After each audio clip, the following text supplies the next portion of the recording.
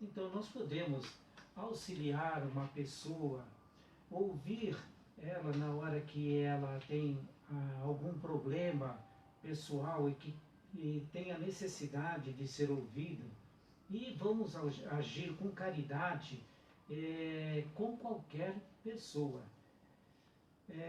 Veja só, nós temos um grande exemplo que é Francisco de Assis.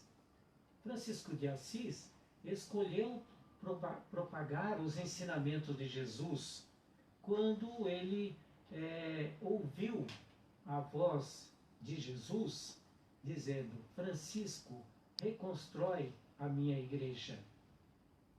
Então, esta é uma simbologia que Jesus trouxe para Francisco de Assis, para que ele construísse moralmente, ou reconstruísse moralmente, os ensinamentos de Jesus para as pessoas.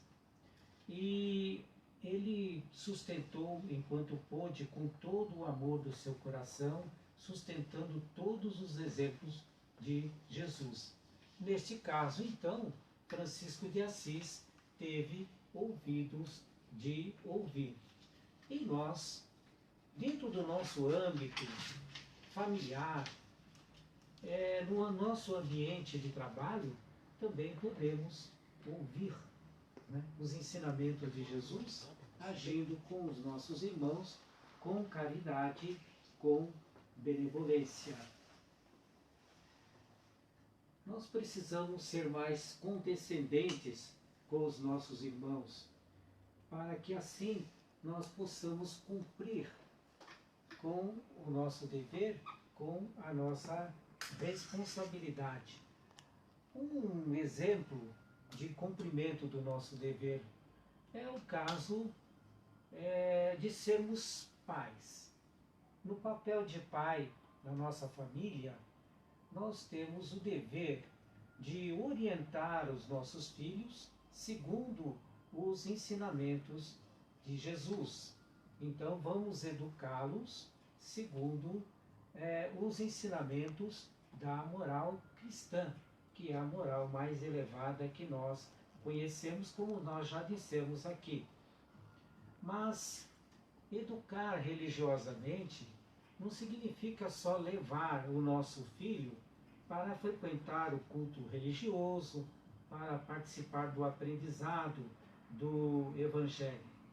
Significa que nós devemos compartilhar com os nossos filhos, exemplificar, porque nossos filhos enxergam as nossas atitudes, não apenas as nossas palavras. Então, exemplificando, os nossos amigos, os nossos filhos, ou melhor dizendo, vão colocando em prática. Alguém deseja complementar? José? José não falou ainda sobre... Nós convidamos o José para falar alguma coisa a respeito dessa moral, a respeito desse semear, José. Olha, a semeadura é livre, mas a colheita é obrigatória.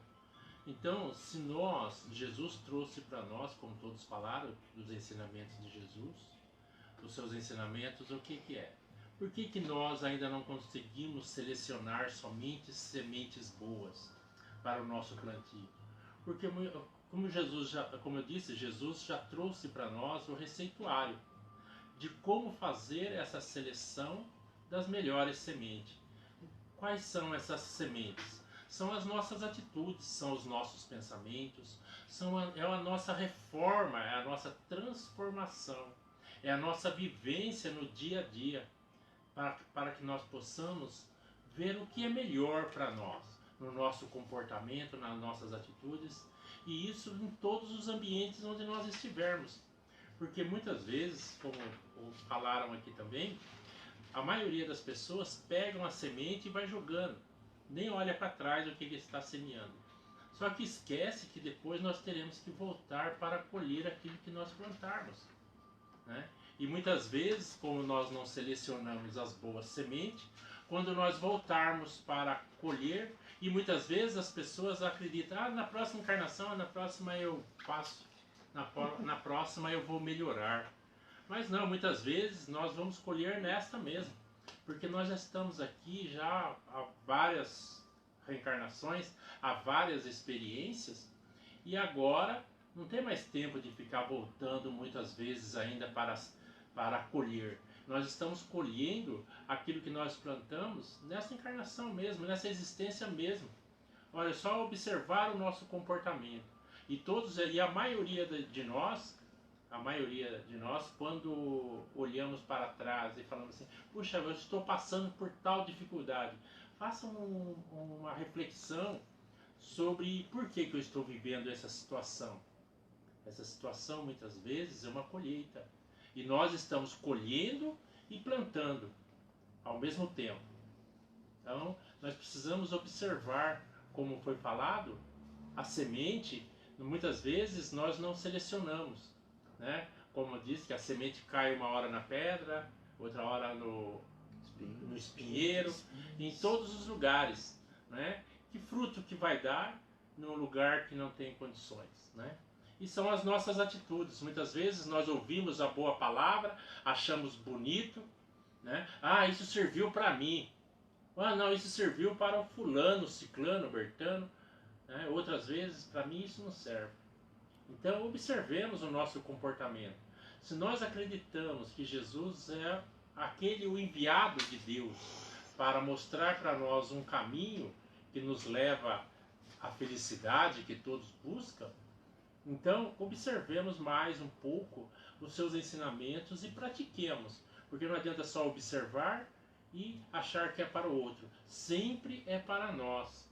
Quando nós começamos a olhar o nosso plantio, nós vamos ver o que está acontecendo na nossa vida, no nosso dia a dia, as dificuldades que nós temos hoje de relacionamento, né?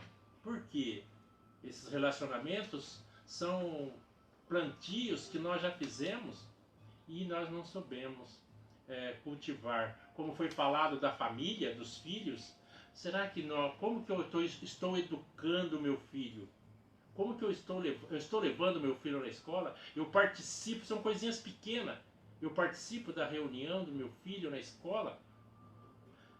Todas as vezes que tem reunião na escola, eu vou lá, eu ouço o que o professor tem a dizer, ou simplesmente deixo ele lá e depois eu quero ter razão quando meu filho não tem um comportamento legal. E nós sabemos que essa criança vai ter uma fase de adolescência. E quantos adolescentes estão aí hoje em situações difíceis, drogas, sem saber qual o caminho, e outra, o suicídio, a depressão. Por que será? Mas fulano é evangélico, fulano é espírita, fulano é católico e está em depressão. Mas qual é o comportamento dessas criaturas? Nós precisamos observar, não para criticar, mas para corrigir em nós o que o outro está fazendo, o que está fazendo ele sofrer. Então é aí que nós vamos colher, aí é que nós vamos aplicar e vamos selecionar para os nossos filhos, para os nossos amigos que estamos junto deles, né, um comportamento e para que eles também não venham a sofrer muitas vezes o que o outro está sofrendo, porque muitas vezes as pessoas não veem o outro, simplesmente só vê aquela situação muitas vezes desnecessária. Muito bem. Então, nós vamos encerrando essa primeira parte e para dar um descanso para nós aí, vamos ouvir então Daniele Carim.